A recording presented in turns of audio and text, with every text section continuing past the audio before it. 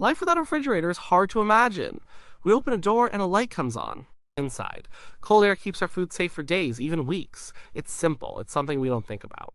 But for people in the Middle Ages, the battle to keep food from spoiling was a constant central part of life.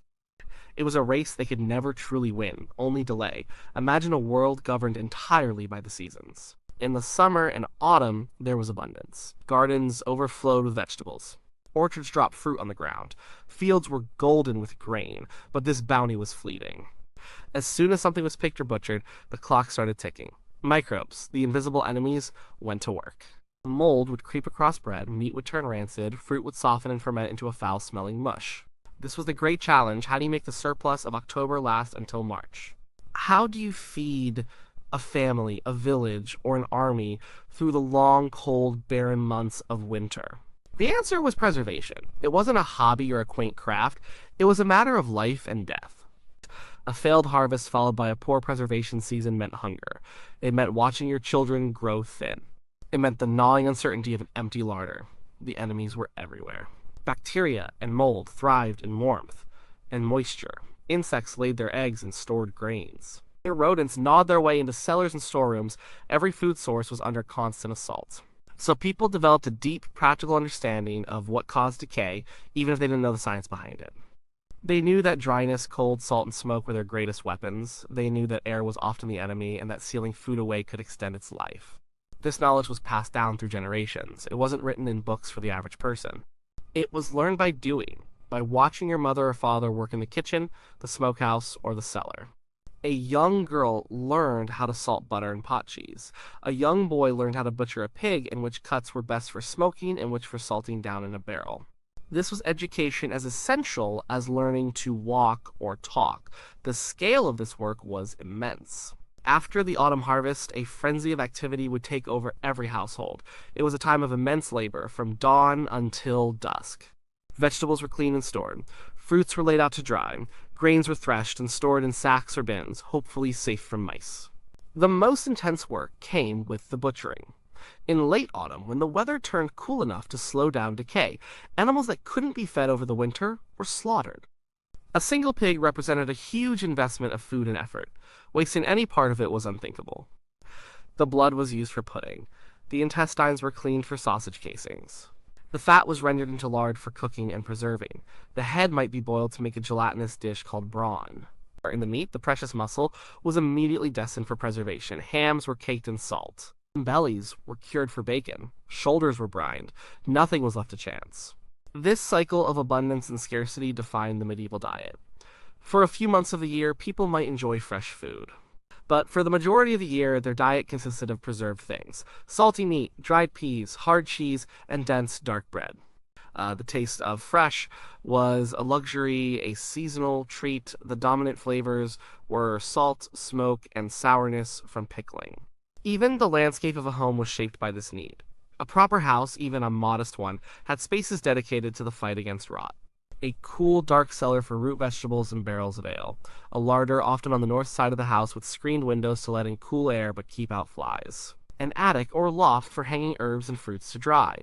And for those who could afford it, a separate smokehouse, a small, dark hut where the air was thick with the aroma of smoldering wood. These weren't just rooms, they were the arsenal in the year-long war for survival. The fullness of these spaces was the true measure of a household's wealth and security. An empty cellar in January was a far greater cause for fear than any ghost story told by the fire. The foundation of medieval food preservation rested on three ancient and powerful techniques: salting, smoking, and drying. These were the workhorses of the kitchen and the larder. They were relatively simple, brutally effective, and they transformed perishable foods into staples that could last for months, if not years. They didn't just save food, they made things like long sea voyages and military campaigns possible. Salt was the most important preservative of all. It was so valuable that it was sometimes called white gold. The wars were fought over salt sources, and trade routes were built around it. A man's salary was once tied to his ration of salt. Its power seemed almost magical, but the principle is simple. Salt is a desiccant. It draws water out of everything it touches, including the cells of bacteria and mold. Without water, these microorganisms can't grow and multiply.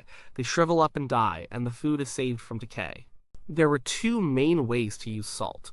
The first was dry curing. This was for large cuts of meat, especially pork. A ham or a side of bacon would be dredged in a thick layer of coarse salt, sometimes mixed with spices like pepper or juniper if you were wealthy. The meat was then laid on a stone slab or hung in a cool, dry place. Over weeks and months, the salt would pull moisture from the meat, and some of the salt would penetrate deep into the muscle.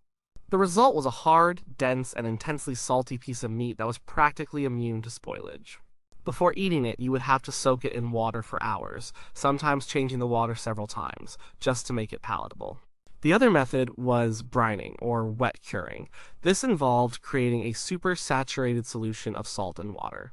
Meat, fish, and even some vegetables were submerged in this brine and kept in large wooden barrels or ceramic crocks. The brine worked in the same way as dry salt, pulling water out of the food and replacing it with salt water. This was the method used for salt beef and salt pork, the staple foods of sailors and soldiers. It was also used for fish like herring. Entire fleets were dedicated to catching herring, which were then salted in barrels right on the docks, creating a food product that could be traded all across Europe. Next came drying. This is likely the oldest preservation method known to humanity. The principle is the same as salting. Remove the water and you stop decay. The simplest way to do this was with the sun. In warmer climates, fruits like apples, pears, and plums were sliced thin and laid out on wooden racks or cloth in the sun for days. They would shrivel and darken, concentrating their sugars and flavor, becoming chewy, long-lasting treats. Herbs were tied in bunches and hung from the rafters of the kitchen, where the dry, warm air would preserve their aroma for winter stews. In colder, windier places like Norway, a different kind of drying was used for fish. Cod was caught, gutted, and hung on enormous wooden racks by the sea.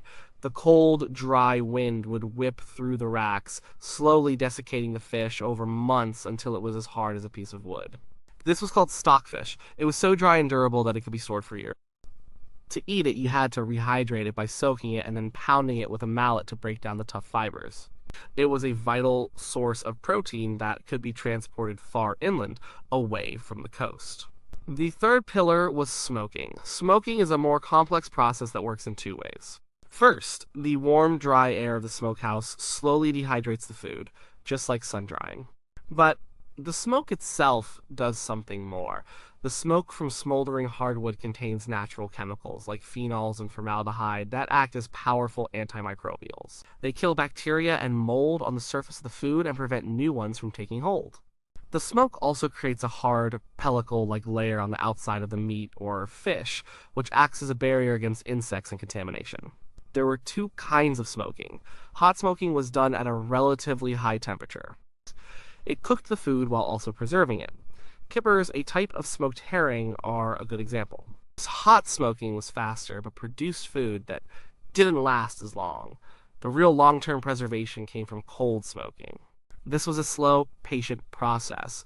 The food was hung in the smokehouse far away from the fire itself so that only the cool smoke would wash over it. This could go on for days, or even weeks. Cold smoking didn't cook the food, but it infused it deeply with preservative chemicals and a rich, smoky flavor. Bacon, hams, and sausages were often cold smoked after they had been salted, adding another layer of protection and a taste that became highly desirable. These three methods were the bedrock of survival. They turned the fleeting abundance of the harvest into a reliable food supply for the lean times. The flavors they produced, intense saltiness, deep smokiness, concentrated sweetness, were not just byproducts. They became the defining tastes of the medieval diet.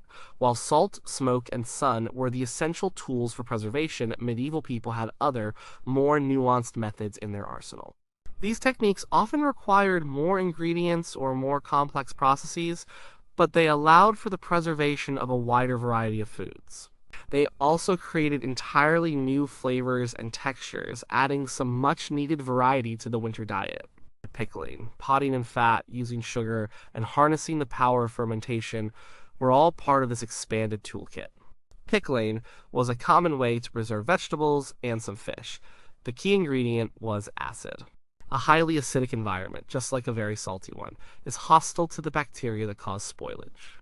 The most common pickling agent was vinegar, an acidic liquid made from soured wine, ale, or cider. Vegetables like cabbage, onions, and beets were submerged in vinegar, often with salt and spices added for flavor. The result was a sharp, sour, and crunchy food that could last for months in a sealed crock. Pickled red cabbage, for example, added a splash of color and a tangy bite to a heavy meal of salted meat in the dead of winter. Fish, particularly herring, were also frequently pickled, a practice that remains popular in many parts of Europe today. If you didn't have access to good vinegar, you could use verjuice. This was the juice of unripe grapes or other sour fruits like crab apples. It's incredibly tart and acidic, and served the same purpose as vinegar in preservation. This method shows how people used every resource available to them. Nothing was wasted, not even the sour, unripe fruit. Another clever technique was potting, which used fat as a preservative. This was particularly effective for meat. The process, known today as confit, involved slowly cooking pieces of meat, like pork or duck, in their own rendered fat. Once cooked, the meat was packed tightly into an earthenware pot. The hot, liquid fat was then poured over the top, completely submerging the meat. As the fat cooled, it solidified, creating a perfect airtight seal. This fatty barrier protected the meat from contact with the air and the microorganisms in it. As the seal remained unbroken, the meat inside could last for many months in a cool cellar. When you wanted to eat it, you would simply scoop out a piece of meat, heat it to melt the surrounding fat, and fry it up. It was a rich, decadent way to preserve meat, generally practiced in wealthier households that had a surplus of both meat and fat. Using sugar was another method, but it was a luxury reserved for the very rich. Sugar, imported from the East at great expense, was treated more like a spice than a staple. It's like salt. A high concentration of sugar draws water out of microbial cells, killing them. Honey, which was more widely available, could be used in a similar way. The most common use was for preserving fruit. Fruits could be cooked down with sugar or honey to create thick jams and preserves.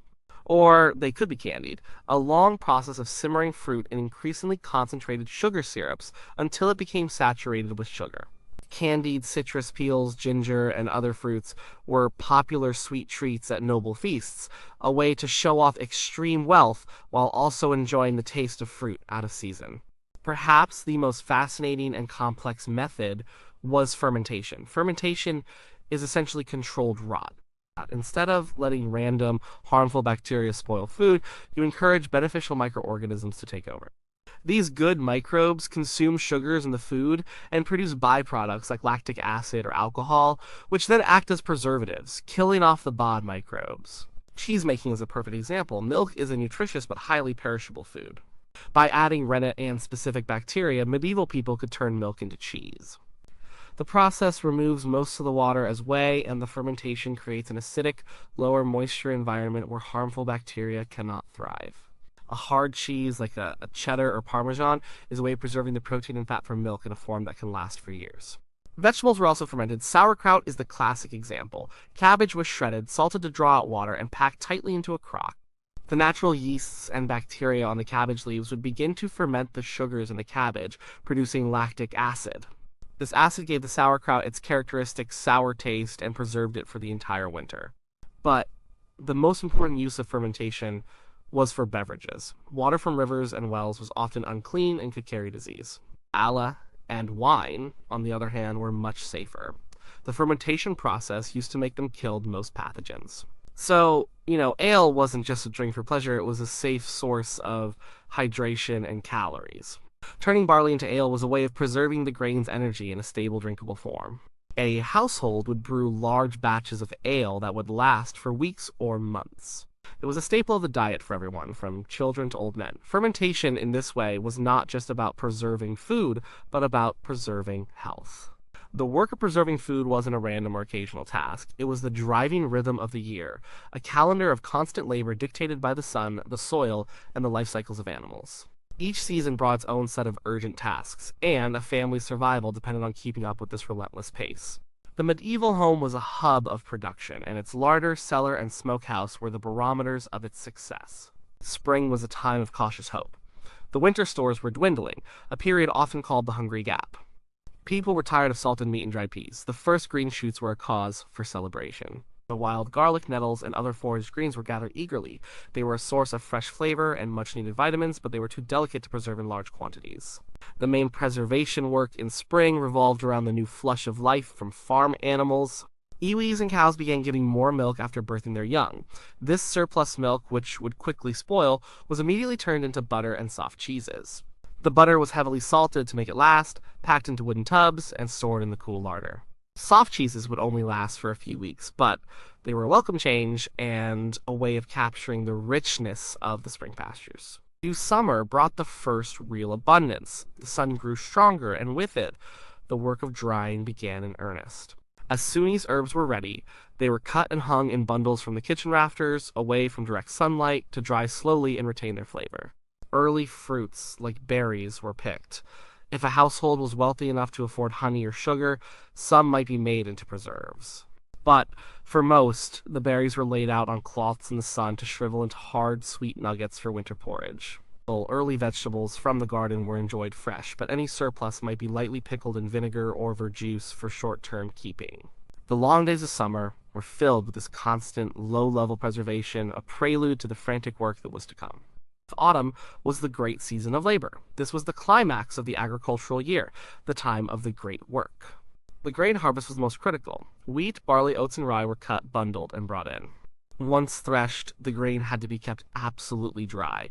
It was stored in sacks or chests in a dry loft, or a specially built granary, where it had to be protected from damp, which caused mold, and from rats and mice, which could devour a family's entire store of bread for the year. After the grain came everything else. Orchards were heavy with apples and pears. Some were stored fresh in the cellar, carefully laid out on shelves so they wouldn't bruise. Many more were sliced and dried, either in the sun or on racks near the hearth. Root vegetables like turnips, parsnips, and carrots were dug up from the garden. They kept well in the cool, damp, and dark environment of a root cellar, buried in sand or straw to keep them from drying out. Cabbages were harvested and turned into barrels of sauerkraut through fermentation. Then came the butchering. As the weather cooled, usually around the first frosts in late October or November, animals that would not be kept over the winter were slaughtered. This was a messy, communal, and vital task. A family's pigs, which had been fattened all year on scraps and forage, were the centerpiece of this event. Every single part of the pig was preserved. The hams and bellies were immediately put into salt cures. Other cuts were chopped and mixed with spices to make sausages, which were then hung to dry or smoke. The fat was rendered into lard, a critical source of cooking fat for the whole year. What meat wasn't preserved was eaten fresh in a great feast, a celebration of the successful harvest, and a brief period of plenty before the lean months ahead. Though winter was the season of consumption and management, the hard work of preservation was mostly done. Now, the challenge was to make the stores last until spring. The lady of the house held the keys to the larder and cellar, and it was her responsibility to ration the food carefully. Each week, she would dole out the salted meat, the dried beans, the flour, and the pickled vegetables. A careful eye was kept on the stores. Hams were checked for mold. Grain bins were checked for rodents. And barrels of ale were tapped, one after another. The diet became monotonous. Meals were based around what had been so laboriously put away in the autumn. A pottage, or thick stew, was a common daily meal, made with dried peas or beans, some grain, and perhaps a small piece of salted meat or bacon for flavor. The preserved foods were the only thing standing between the family and starvation. A full larder in the dead of winter was the ultimate symbol of security and a job well done. An empty one was a sign of impending disaster. This annual rhythm of growing, harvesting, preserving, and rationing was the very heartbeat of medieval life. The constant effort of food preservation was more than just a chore. It shaped every aspect of medieval society. It dictated what people ate, influenced their health, drove economies, and defined the very idea of security and wealth. The contents of a larder were a direct reflection of a household's status and its ability to survive the unforgiving cycle of the seasons. First and foremost, preservation defined the medieval diet and palate. For most of the year, the primary flavors were not fresh and subtle, but intense and aggressive. Salt was the dominant taste in most meat and fish dishes. Smoked foods added another powerful, pungent layer. Pickled vegetables provided a sharp, acidic counterpoint. The modern palate accustomed to fresh or frozen foods would likely find a typical medieval winter meal overwhelmingly salty, sour, and smoky. Freshness was a seasonal luxury, a brief and celebrated interlude in a year dominated by preserved tastes. Even the texture of food was different. Meats were often hard and chewy from curing, requiring long soaking and boiling. And bread was dense and coarse, made from grains designed for long storage. This diet, born of necessity, created a culinary world very different from our own. This diet had profound effects on health. On the one hand, successful preservation meant survival. It provided the calories and protein needed to get through the winter without starving. But it came at a cost. The lack of fresh fruits and vegetables for long stretches of the year led to widespread vitamin deficiencies. Scurvy, caused by a lack of vitamin C, was a common affliction in late winter and early spring. People would suffer from exhaustion, sore joints, and bleeding gums. The first wild greens of spring were not just a tasty treat, they were medicine. Furthermore, the extremely high salt content of the diet likely contributed to other health problems, like high blood pressure and kidney ailments. Preserved food kept people alive, but it did not always keep them healthy. Beyond the individual household, food preservation was a powerful engine of the economy. Because preserved foods could travel, they became major trade goods. The great fishing fleets of the North Sea did not just feed their local communities, they supplied Europe. Salted and dried cod stockfish from Norway and salted herring from the Baltic were packed into barrels and transported far inland, providing a source of protein to people who lived hundreds of miles from the sea. This trade was so important that it created immense wealth and political power. The Hanseatic League, a powerful confederation of merchant guilds, built much of its fortune on the herring trade. Salt itself was a crucial commodity, and control over salt mines or coastal salt pans could make a lord or a city rich. Preservation turned perishable local food into a durable, transportable commodity that connected distant regions. Socially, a full larder was the ultimate status symbol. It represented foresight, hard work, and good management. A lord's castle was expected to have vast storerooms capable of feeding his entire household and garrison through a long siege. The size of his smokehouses and the number of salted hams hanging from the rafters were a direct display of his power and wealth. For a peasant family, a well-stocked cellar meant independence and security. It meant they could feed themselves without having to beg or go into debt. The act of sharing preserved food, offering a guest some of your best cured ham or a drink of your strongest ale, was a sign of hospitality and trust. Ultimately, the world of medieval preservation reveals a deep and intimate connection with food that we have largely lost. Food was not a disposable commodity picked up from a brightly lit supermarket. Every piece of salted bacon, every dried apple, every crock of pickled cabbage represented an enormous investment of time, labor, and knowledge. It represented a direct struggle against the forces of nature, against time, decay, and the changing of the seasons. Life was a constant process of planning for the future, of working in the present to ensure survival in the months to come. The sight of a full larder, with its earthy smells of smoke, salt, and fermentation, was not just reassuring. It was the smell of life itself. It was the quiet, profound satisfaction of having held back the darkness of winter for one more year.